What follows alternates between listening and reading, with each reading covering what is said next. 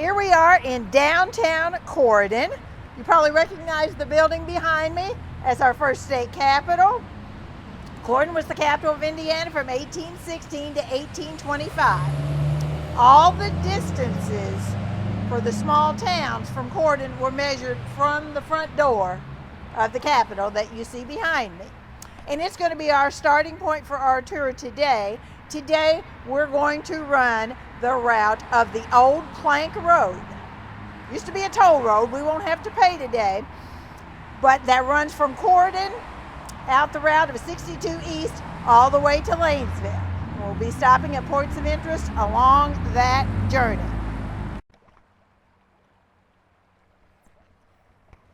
We're standing near the site of a sulfur well, also known as Sulphur Springs. A fine sulfur well, considered to have medicinal value, was dug 1 mile east of Corydon. Even though bathhouses and a hotel were built, the resort at Sulphur Springs never fully materialized to its anticipated potential. It's located near the site of the historic Old Capitol Hotel east of Corydon, which was operated by Jacob Conrad. Delegates to the first Indiana Constitutional Convention held in Corydon in June of 1816 engaged accommodations in Conrad's hotel. Much later, Dr. Carl Dillman, who delivered many of the baby boomers born in Harrison County, built a fine home on the site. I'm going to share a memory of the Sulphur Well area written by Georgia Lemon. First person recollection. Few people now living remember the old Sulphur Well grounds, which were located east of Corydon on what is now Highway 62. You can hear that in the background as well as hearing the spring. It consisted of 11 acres, including the place where Norm's refreshment stand is. It was an ideal place for a picnic ground, being level and well shaded.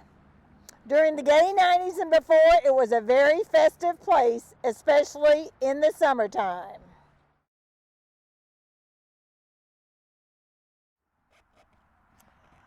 Our next little town is Greelyburg. Greelyburg was a way station on the toll road, which we are traveling, which ran from Corydon to Lanesville. Located 3 miles east of Corydon on Highway 62, just west of the Turley Road intersection.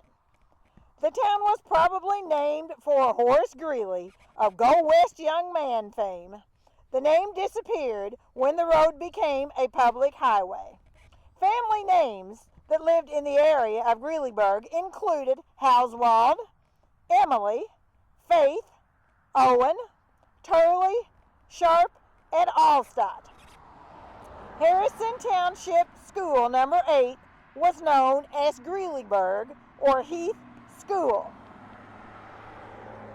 Many of the residents attended Frimmer Chapel events, which is located nearby. We're standing at near the King's Cave area. The post office at King's Cave was also known as Sink's Post Office at one time. King's Cave was a way station 4 miles east of Corydon on the old plank toll road, which led all the way from Wyandotte Cave to New Albany, now known as Highway 62. At one time, the Corydon Railroad extended east from Corydon to near King's Cave, where there is a fine quarry of Indiana limestone, a much sought-after source of building material. The quarry began operations in 1885, and when the railroad went bankrupt in 1886, the directors of the quarry acquired the tracks. The continuing battle to keep the water out of the quarries caused the business to be abandoned. The Harrison County Fair once staged the attraction of a train wreck on these tracks during Fair Week. There was also a King's store in this neighborhood. I'm standing here at the corner of Breckenridge Road and Highway 62 to talk with you about the little town of Breckenridge. We've now made it into Franklin Township. Breckenridge was a way station on the turnpike between Lanesville and Corydon, 3 miles from Lanesville. A gazetteer of 1893 had this entry about Breckenridge. Breckenridge, a village of Harrison County, Indiana in Franklin Township, 14 miles west of New Albany. It has a church, 2 stores, and a wooden shoe factory. Breckenridge served as a trading center for many years. A post office named Breckenridge was established on May 6, 1858. The post office closed on January 14, 1905, when the mail route out of Corydon was established. I'm standing here at the turnoff to the former Utan community. Here's what the WPA had to say about Utan. This town has also vanished, and nothing remains to show where the place was. The Utan community was located in south central Franklin Township in the vicinity of St. Peter's Lutheran Church. It was about halfway between Corydon and New Albany. The name Utan came from Reverend Schnurr, a pastor at St. Peter's, named after his hometown of Utan, Y-U-T-A-N, a city in Saunders County, Nebraska. The Utan Post Office was established in 1897 with Henry Richard, who was appointed August 6, 1897 as postmaster. The post office was discontinued to Corydon on October 21st, 1904. And behind me you see our last Harrison County town on the old toll road, the town of Lanesville. Lanesville's original plat was sworn to by Edward Pennington on December 11, 1817, but there was a settlement for some time before that town was platted.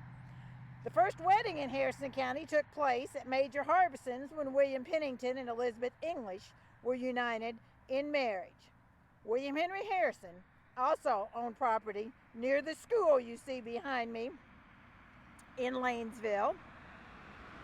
Lanesville has hung on to its independent community schools for over 40 years. The busiest time of the year in Lanesville is the second weekend in September, when thousands of visitors flock to the tiny town for Lanesville Heritage Weekend, one of the largest farm festivals in the state, which features old-time farming displays, foods, crafts, rides, music, and so much more.